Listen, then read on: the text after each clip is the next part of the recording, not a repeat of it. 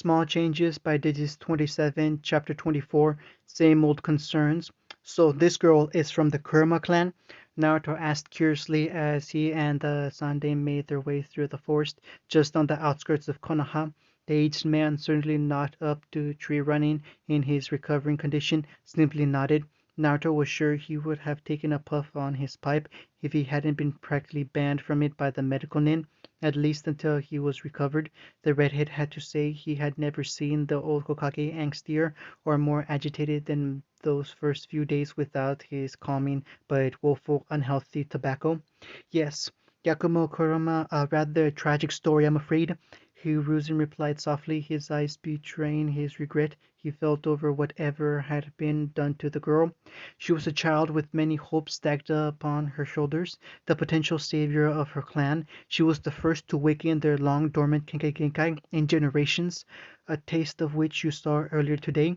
Naruto just nodded. He was still trying to wrap his head around all that painting lightning into existent business.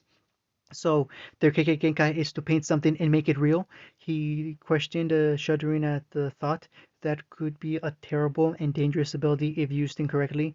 It was like having a small amount of power over reality. However, Hiruzen shook his head slowly, realizing a releasing a drawn-out sigh. Nothing so specific, I'm afraid. The Kurama clan has always been deeply Genjutsu based. It was only natural for their inherent abilities to reflect this. No, their Genkai is to not just produce some of the finest Genjutsu outside of the Uchiha clan, but to briefly make everything in that Genjutsu real. I myself have seen it develop in many different forms. I once even knew of a young boy that would sing to produce his techniques, the lyrics themselves becoming reality as he sang them. Naruto grimaced at that, unable to overcome just how broken that all sounded as an ability. And if one of them didn't require a medium such as painting or singing to produce this effect, Naruto asked, almost hesitant of the answer. To his relief, though, the old man simply shrugged. It has never occurred as far as I am aware. However, the Kurama clan is an old one, far older than the Sarutobi for sure. If such a person were to exist, I'm sure they would be immensely powerful. The man seemed almost wistful at that as he stared up towards the large cabin they were making their way towards. To make or unmake the world as one saw fit, within the scope of their chakra capacity, it would be truly fearsome. Naruto could only nod as they walked up to meet the two guards awaiting them in front of the main entrance. They were dressed almost like medical ninja, making Naruto wonder just what their purpose here was. He found a more familiar face as an Anbu seemed to phase into existence in front of them, down on one knee for the Hokage's sake. His presence Naruto could understand. From the sound of it, this girl's powers were something of a liability, and her mental state was questionable at best, although apparently that hadn't stopped her from going for a stroll and nearly vaporizing both him and the Hokage. As it was, he was going to have to rebuild that map table from scratch. So, what exactly is the deal here? Naruto spoke up, turning to the wise Kage. From the way you spoke, it seemed like the girl's powers were supposed to be sealed away. Why is she going around attacking the village? Hiruzen grimaced at that, motioning for the redhead to follow him inside as the various guards went about their businesses.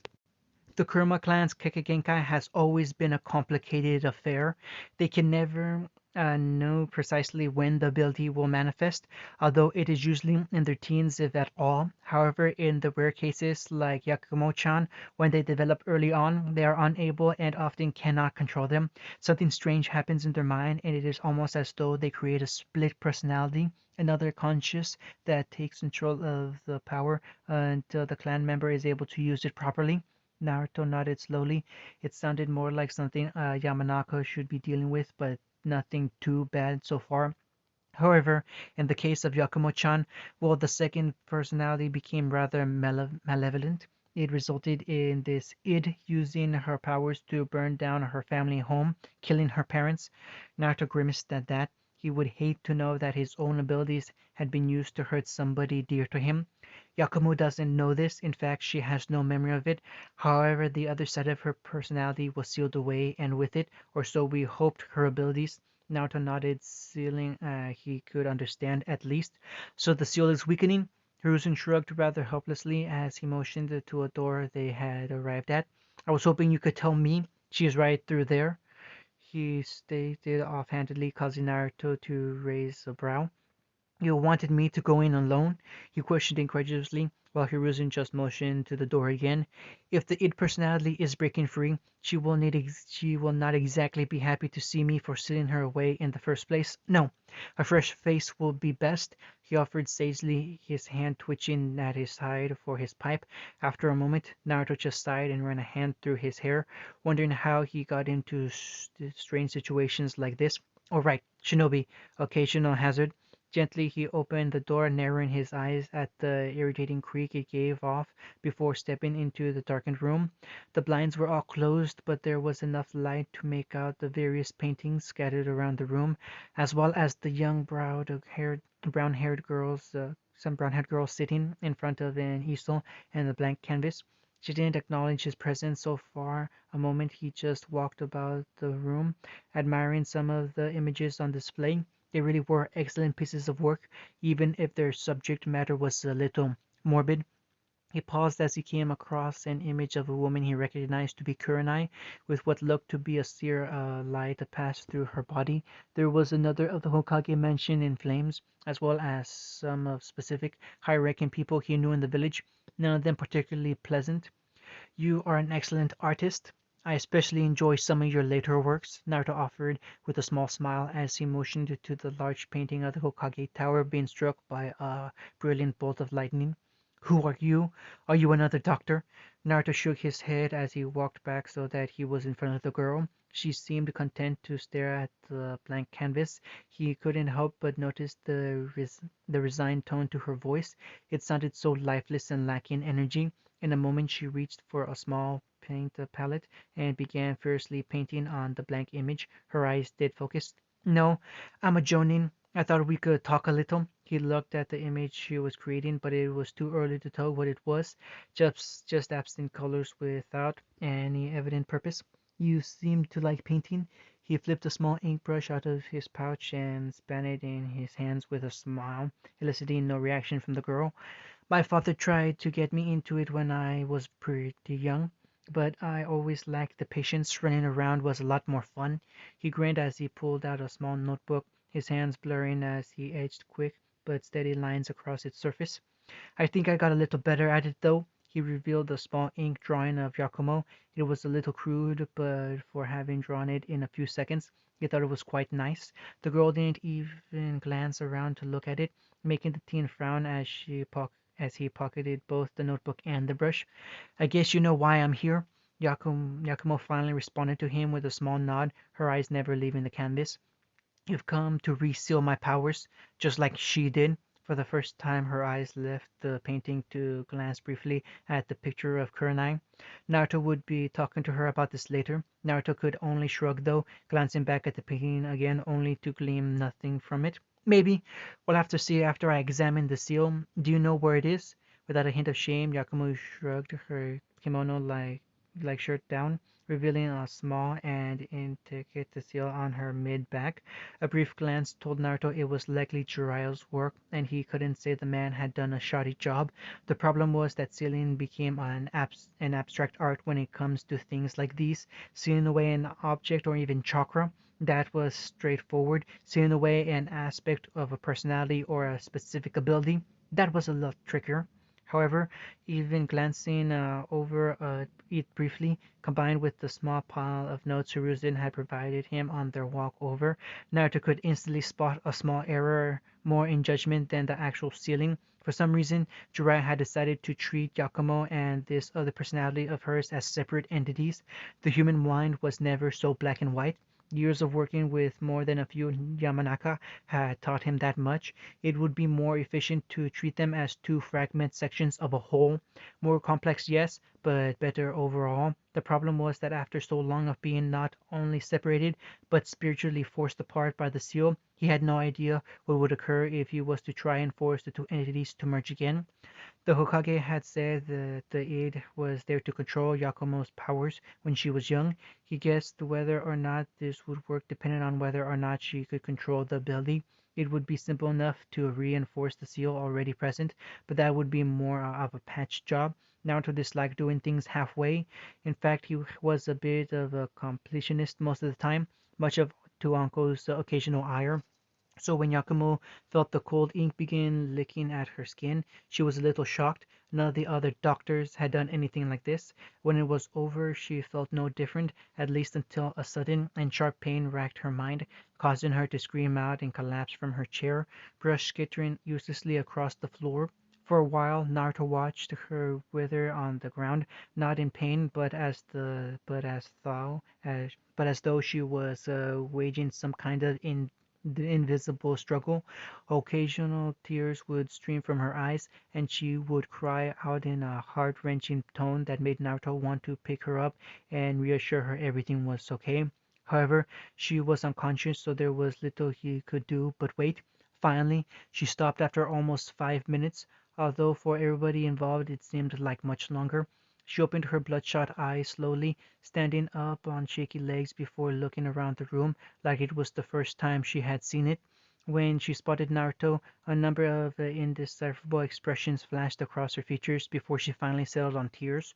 Rushing across the room suddenly and wrapping her arms around him tightly, so sobbing loudly in his chest, shell-shocked from the sudden contact, Naruto just stood there uselessly for a few moments before shakingly rubbing the back in what he hoped was a comfortable manner.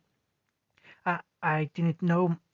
I didn't know, she sobbed, the tears straining the front of Naruto's flak jacket as she held onto him tighter. The redhead simply sighed as he rubbed her hair and back, looking down at her with soft eyes. It's okay. He could only assume with the merger of the two personalities that the memories of her burning down her family home had come back to her, as well as the implications of that. He would still recommend she see a Yamanaka for a bit of therapy and to see there was no lasting damage or untoward effects, but he figured that at this point his job was done. At least Giacomo would be better off. He didn't notice the Hokage watching from the door, a sad but proud smile on his face, as he slowly nodded before leaving, only growing more confident in his decision. Naruto kicked his feet up on his study desk, leaning back in his swivel chair as he reread the notes he had already made for what felt like the fifth time. Ever since learning about Yakumo, the Genkai of the Kurama clan had held his fascination like little else. The idea of creating form out of nothing but chakra was an incredible concept. It would be a brilliant and dangerous tool to wield if properly controlled. Just thinking about it made him giddy. The idea of being able to place a horizon marker wherever he liked with nothing more than a thought. However, right now that was all the idea was, a thought. Concept of being able to put it into practice were two very different things, and as for right now, Naruto couldn't see little in the way of making it a reality. He just didn't know enough about it to even begin to conceive replicating it through a technique, not to mention the sheer concentration it would likely take without the right genetics. Still, it was something for him to bat around. He guessed it had something to do with yin chakra, the basis for most genjutsu, as well as techniques such as the Nara clan shadow style. And so we had taught them a little about yang and yin chakra, mostly as a thought exercise. Never did he think the information would be this useful. However, even Genjutsu users like Kurenai had only a vague concept of Yin Chakra and its properties. Understanding it more through application than in a theoretical sense, that was useless. Naruto needed to understand it if he wanted to reverse engineer it and create something new. This wasn't the type of thing one could simply try at until they got right. It would require a bit more thought and tact. That was why, for the last 5 days, he had spent the majority of his free time outside of training his skating and in his study, looking through old notes from the archives. You're going to give yourself an aneurysm if you stare at that paper any harder. Uncle's voice suddenly cut in. startling the redhead and nearly causing him to fall backwards off his chair. Swiveling around, he caught her standing in the doorway to the office, smirking at his surprised reaction. "How did you open the door?" He had a tone of seals on that door to stop people disrupting him, even Uncle. He liked his alone time occasionally. Uncle simply smirked, buffing her nails on her shirt with an impressious expression. "Hey, I picked up a few tricks over the years," she replied smugly, only to catch Naruto giving her a deadpan stare. "I left the door open by accident, didn't I?" he shot back, causing Uncle Smirk to develop into a grin. "Yep," she chuckled, sauntering in and plopping herself down on her boyfriend's lap shamelessly. It helped that she was clad in little more than an oversized shirt. "You've been really absent-minded these last couple days. Almost reminds me of when you were learning the Horizon." Naruto grimaced, and even Uncle's eyes turned downwards. They weren't exactly pleasant days for either of them. Flashback.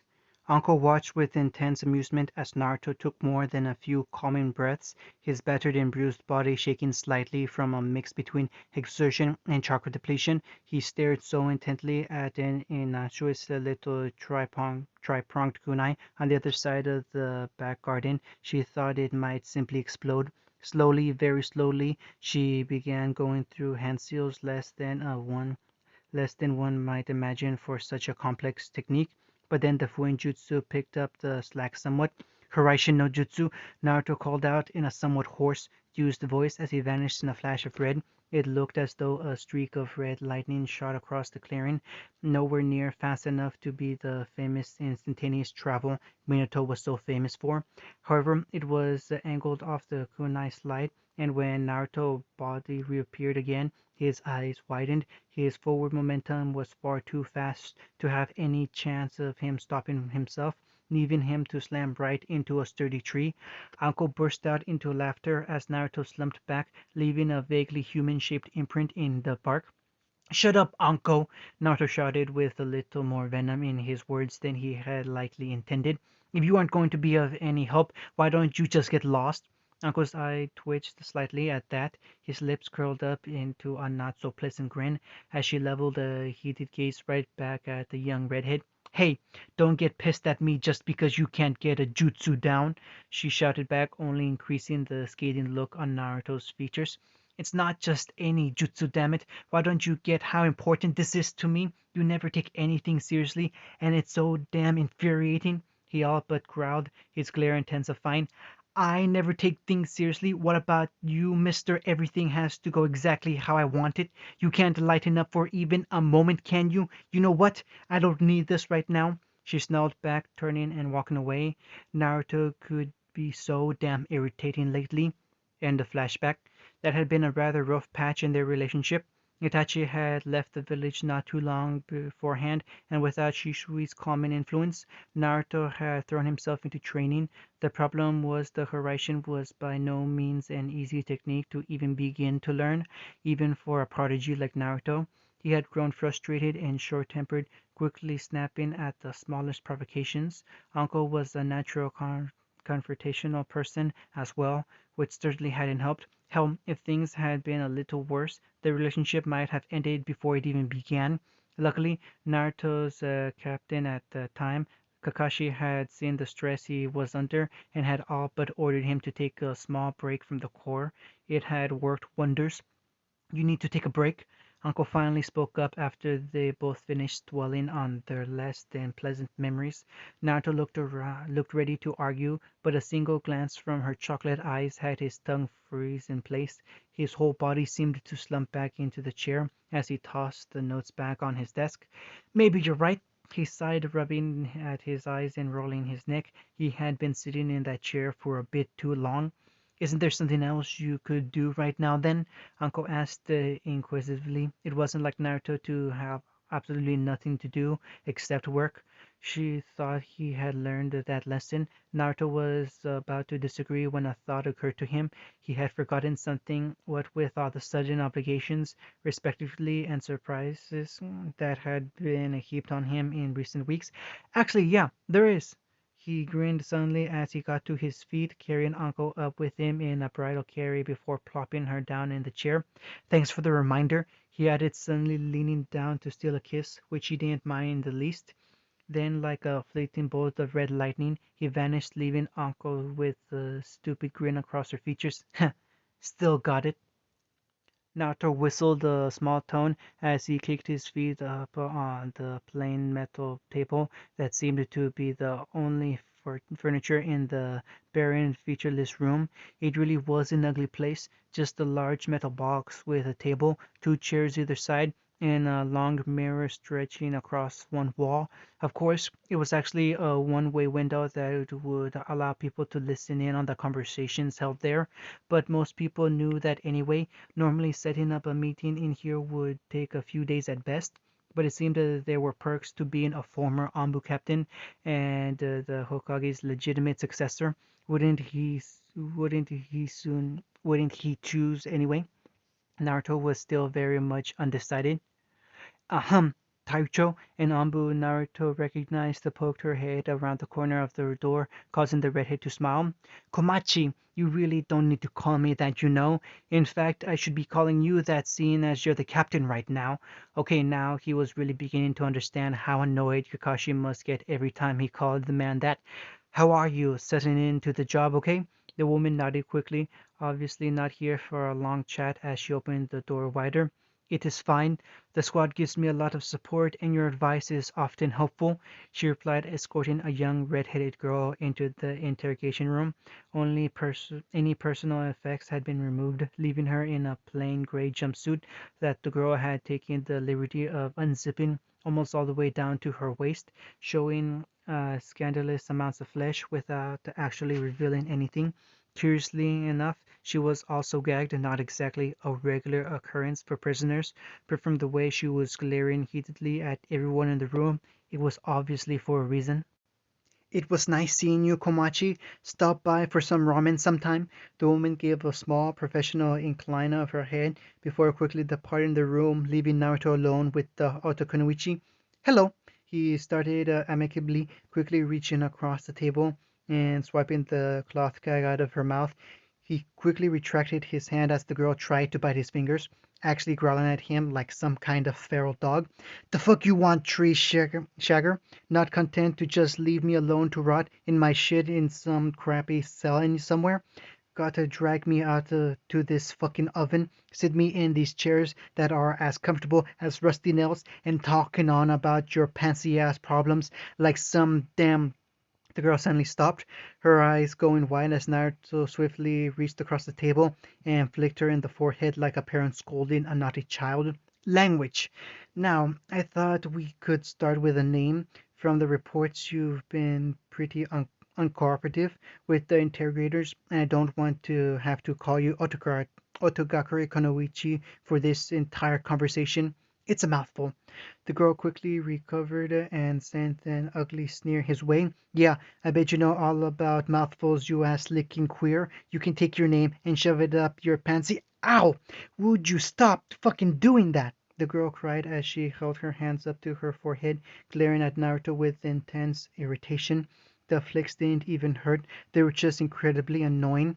However, she was only met with another flick. She couldn't even react in time because Naruto was too fast. Fucking hell, stop! Another flick. Oh, you piece of shit! Another flick. Kami, damn it, you ass! Another flick. I will kill you, you mother! Another flick. The girl's forehead was starting to look a little red at this point. Okay, fine, fine. I'll stop fucking swearing you. Another flick. Oh, come on! I was even covering my forehead for that time. Naruto leaned forward before pausing, his fingers an inch away from the girl's face before blinking and leaning back, earning a sigh of relief from her. Good. I'm glad we got that sorted. The scathing look he got from the girl could have molded iron. So, what the hell do you want, you? The girl trailed off as she saw Naruto's eyebrows raise and his fingers twitching suddenly. So, what do you want? Naruto just smiled coldly and kicked his feet up on the table again, surprised at the girl with his casual attitude. None of the interrogators had been like this. I thought we could talk. Like I said, how about we start with a name? I'm Naruto. The girl scoffed loudly and crossed her arms under her chest. Why should I tell you anything? And yeah, I already know who you are. You're the dick that tackled me off the roof. Orochimaru told us about you. She winced, having realized she swore only to notice Naruto hadn't flicked her this time, just looking ahead thoughtfully. And what did Snakeface have to say about little old me? He asked with a slight amused grin, crossing his hands behind his head lazily. The girl narrowed her eyes at the lackadaisical gesture, shuffling on her seat uncomfortably. Just to be wary about you, he told all the lower rank members to avoid you if possible. At that, Naruto's grin became almost blinding as he thought about Orochimaru warning his subordinates away from him. Good. So, you're pretty high up in the ranks, Red? The girl's eye twitched at the nickname before scowling, realizing that she had given away more in this simple conversation than she had in any of the prior interrogations. What was up with that? "Don't call me Red," she growled out. It was almost as bad as Jirobu constantly calling her a young lady. Naruto just shrugged and swayed on his chair slightly, looking for all the world like he was just chatting with an old acquaintance. "Can't call you much else without a name, can I?" Tayuya sneered, but remained quiet for a few moments. It wasn't like it mattered.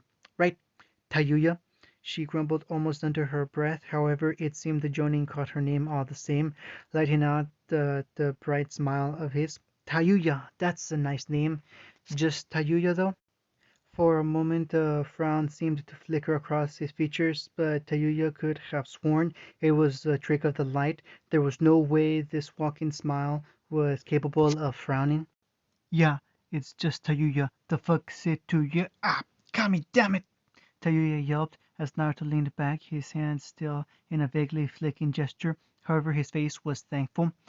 "The name Uzumaki ring any bells with you?" the old redhead asked casually, his eyes searching a smirk across his features as he caught a subtle flinch from the girl, her eyes immediately narrowing defensively. "What's with all the random questions, spiky head? Don't you want all of Orochimaru's dirty little secrets? Or maybe the location of his bases or something? I'm just a grunt, right?" Tayuya questioned heatedly, drawing in on herself as her posture became stiffer and her eyes more guarded. Naruto just chuckled softly as he absently pulled to one of his spikes, admiring the way Tayuya continued to try and insult him without swearing. "My mother was an Uzumaki." He ran a hand through his vibrant red hair, as if to demonstrate, causing Tayuya to look at him curiously, even if she tried to hide it. The girl sneered at him soon enough, though, leaning back into her chair and looking away petulantly. "As if I'd believe you just because you're a tomato head." She missed the way Naruto's eye twitched at that. "If you really were an Uzumaki, shouldn't you be called that? They were a fucking big clan after all. Why would you adopt some clanless name like fucking Namikaze if— Ow! Stop that!" Naruto simply looked at the girl sternly as he drew his hand back before letting his expression soften. "It's all politics. When my parents got married, the Uzumaki were a dying breed. Uzushiho had been long destroyed, and the clan was scattered. Which name held more prestige? An up-and-coming war hero that was slated for the next Hokage spot, or an outsider clan that was all but extinct?" Tayuya seemed to scowl at that, which only made Naruto grin. "Yeah, yeah, that's damn fascinating and all." Tayuya quickly corrected her slip, hand instinctively going up to her forehead, much to Naruto's amusement. "But what the hell has it to do with me?" Naruto shrugged as he leaned back in his chair, looking at his hand absently. "Not a lot, although you do seem to have a little personal stake in all this." He shrugged in an exaggerated manner before stretching his arms out lazily. "But you're right. Red hair doesn't mean someone's an Uzumaki, right?" Tayuya quickly shook her head with a scowl, causing Naruto to smirk. "But what about doing something like this?" Suddenly he stared at his palm intently, a look of pure concentration on his face, as slowly but surely a long golden chain of pure chakra snagged its way out of his flesh. Tayuya simply sat there, enraptured by the sight, as if swayed back and forth almost hypnotically. "But I thought only Ka-chan," the younger redhead muttered before seemingly realizing her slight slip-up, and immediately resetting the scowl back on her features. "So what? You can make a pretty little chain. I bet it goes wonderful with the rest of your jewelry, right? Naruto just frowned as he allowed the chain to retract back into his body.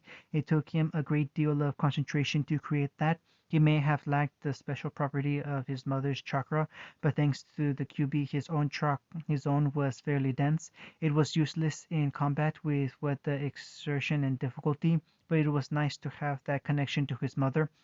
There's no need to hide the fact you're in Uzumaki, Tayuya. If it's the case, then we're family. At that, Tayuya scowled, snarling at the older redhead venomously, like it fucking matters. Surprisingly, Naruto didn't flick her this time, simply allowing her to continue. We're as much family as I am to that shitty Ambu that just hauled me in here. I don't know you, and you don't know me. I'm from Otto, and you're a tree shagger. You work for the Hokage, and I work for Orochimaru. We're nothing alike and never will be. She finished breathing a little heavier from her sudden venting tirade before sitting back in her chair and crossing her arms. I think I'd rather be back in my fucking cell. This time, when Naruto flicked her, it was half-hearted at best, and Tayuya didn't even cry out in annoyance. I don't think so. Naruto finally spoke up in a quieter voice than he used before. Just because I don't know you existed doesn't mean we weren't family. Tayuya just huffed and continued glaring down at the table. At that moment, though, anything else they might have talked about was interrupted as Komachi walked through the door of the interrogation room. Naruto Taicho, the Hokage needs to speak with you. It's about the tactical seal on that Gurren woman. At that, Tayuya's ears perked up, but she said nothing, and Naruto quickly dismissed his former subordinate. Walking towards the door after her, he thought better of it, though, and paused in the doorway.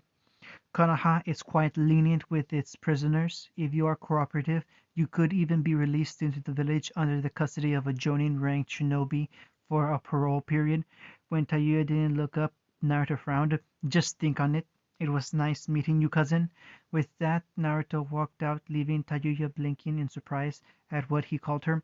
However, by the time Anbu walked back in to escort her back to her cell, her usual scowl was back in place, hiding the cogs turning furiously in her mind. End of chapter 24.